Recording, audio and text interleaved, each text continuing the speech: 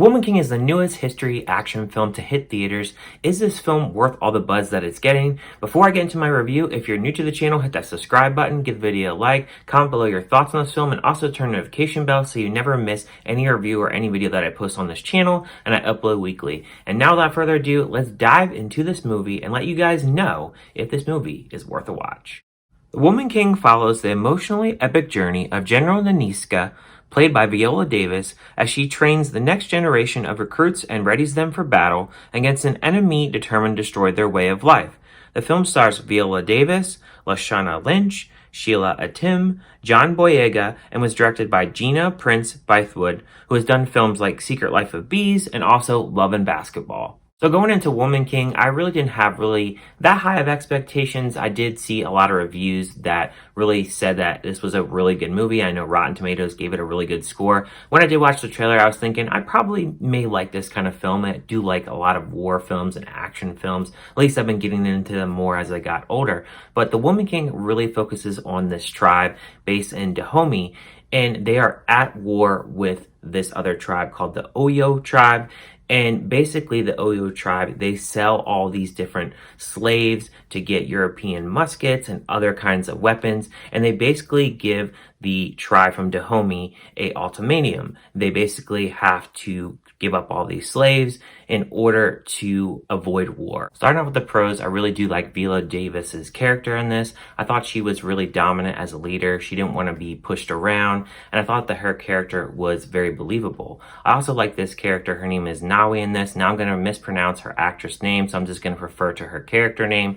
But I really did like her character as well. I thought that she was very strong-willed in this, and that is really defined when she tries to get actually sold off to this actual guy to be her husband, and she doesn't want to do that, so she gets dropped off at this Dahomey tribe. And when she is there, she is very disobedient, but at the same time she is very loyal to the other warriors there. She wants everybody to be successful amongst herself as well, and you really see her character go through a lot of peaks and valleys. And I really did enjoy watching her character grow and really blossom throughout the film. The whole black power aspect and that whole strong will for black power, and the fact that this movie is actually being made and it's a little bit different than other movies that we get to actually see. As a lot of films, we get a lot of prequels and sequels, and it was just nice that this was actually a fresh movie and something a little bit different. And I think that we have Black Panther to really thank for to actually get this movie off the ground, because from what I read, this was not an easy script to actually get greenlit into actually filming. And with the success of Black Panther,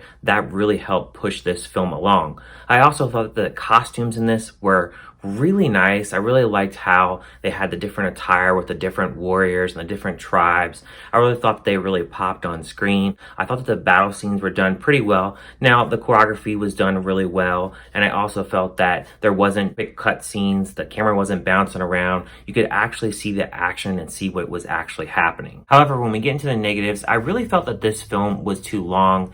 Now, in the beginning of the movie, you have the Dahomey actually rescuing a few different slaves.